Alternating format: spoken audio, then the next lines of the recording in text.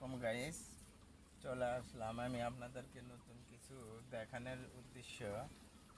Guys, দেখতে পাচ্ছেন এই যে কদর, অসাধারণ এই কদরগুলো ধরছে। তে আমি সব কটা ভিডিওতে আমি বলে থাকি গাছগাছালি নিয়ে বেশি ভিডিও করি। কারণ কি, এই জিনিসগুলো এই বিষয়গুলো আমাদের ছেলে মেয়েকে বুঝতে দিতে হবে, জানতে দিতে হবে, তাহলে আমাদের দেশে কল্যাণ হবে, ভালো হবে। তো গাইস, দেখতে পাচ্ছেন এই যে সাধারণত এটা একটা কুমড়ো, জালি কুমড়ো। এই দেখেন যে দেখা যাচ্ছে জালি কুমড়া, এই জালি কুমড়াতে এই যে পোকা আসছে, পোকা আসছে। এই পোকা আসার কারণে এতে ওষুধ দেওয়া হয়, আর এতে কোনো মেডিসিন মারা হয় না। এই দেখতে পাচ্ছেন এই যে কদরগুলো খুব সুন্দর ধরছে এই পুরো জানালাতে। তো গাইস, এই যে কৃষি আবাদ এইসব বিষয় নিয়ে আমি সবসময় কথা বলে থাকি, আমার সব কটা ভিডিওতে কথা বলা আছে গাছগাছালি নিয়ে এবং কৃষি আবাদ নিয়ে। তো এটা একটা জানালার ভিতরে ঢোকা বেড়ানো তো সম্ভব হয় না। তারপরেও গাইস দেখা যাচ্ছে খুব সুন্দর সুন্দর এই জিনিসগুলো রয়েছে। এই জিনিসগুলো আমাদের ছেলে মেয়েকে বুঝতে দিতে হবে, জানতে দিতে হবে। ফাঁকা জায়গা ফেলে না রেখে আমরা সবসময় এরকম খালি কুমড়ো আর এই কদর না, বিভিন্ন কাঁচা আবাদ আছে, পটল আছে, আলু আছে, বেগুন আছে, বিভিন্ন পদের আমরা হাট বাজারে যেসব কিনে কিনে আমরা খাই, এই সব জিনিসগুলো আমাদের লাগাতে হবে। আর কৃষক ভাইদের দিকে অবশ্যই দেখতে হবে। তো গাইস, দেখতে পেলেন আর কাঠের গাছ যেখানে লাগানো দরকার আমার ভিডিওতে বলা আছে। সুন্দর সুন্দর 110 বছর, 20 বছর, 150 বছর পর্যন্ত হয়ে গেছে গাছের বয়স। আমার দাদার দাদারা দেখে গেছে এই ধরনের গাছগাছালি ঐতিহ্য আমাদের ছেলে মেয়ে খুব কম দেখছে।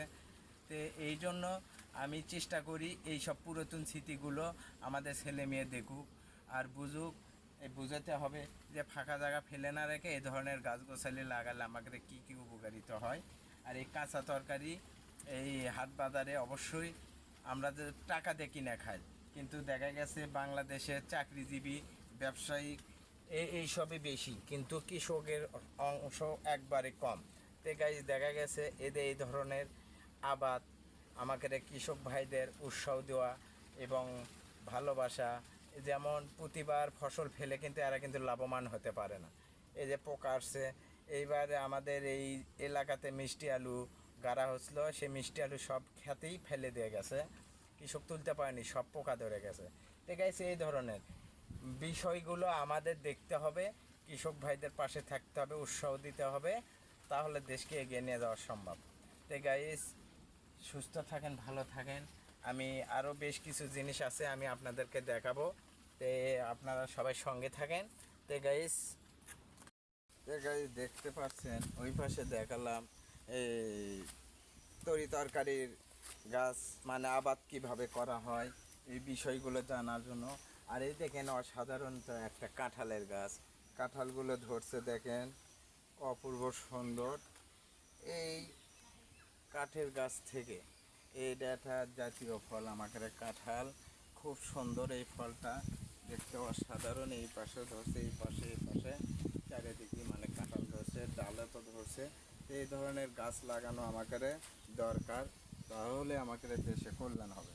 দেখেন, প্লাস এই কাঁঠাল খেতে পারছি আমরা, আবার এই কাঁঠালের গাছ বিক্রি করে, এই কাঁঠালের গাছ বিক্রি করে এদের থেকে আবার টাকা ইনকাম করতে পারছি, তাহলে আমাদের কত উপকারিত এই গাছটা দিয়ে। গাছ এই ধরনের কাঠের গাছ এবং কাঁচা তরকারি এই সব জিনিস আমাদের ছেলে মেয়েকে বোঝাতে হবে, তাহলে দেশকে এগিয়ে নিয়ে যাওয়া সম্ভব। এই গাছ দেখতে পান খুব সুন্দর সুন্দর এই গাছ, কাঁঠালগুলো ওই পাশে আরও রয়েছে, এই পাশে গাছ অনেক রয়েছে। তো এই গাছের কাঁঠাল দেখলেন এক সিস্টেম, আর লম্বা লম্বা কাঁঠালগুলো ছোট ছোট, ওই পাশে কাঁঠালগুলো দেখেন গাছ দেখতে পাচ্ছেন।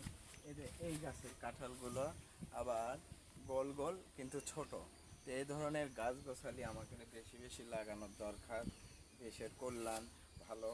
এই গাছের কাঠ বিক্রি করে টাকা ইনকাম করতে পারছি, ফল খেতে পারছি, প্লাস এই পৃথিবীতে যত প্রাণী আছে এই প্রাণীগুলো এই গাছের পাতা থেকে অক্সিজেন ব্যবহার করতেছি আমরা মানুষ। মানে যত জীব আছে আল্লাহ পাক এই গাছের মাধ্যমেই আমাদেরকে অক্সিজেন দিয়ে রাখছে।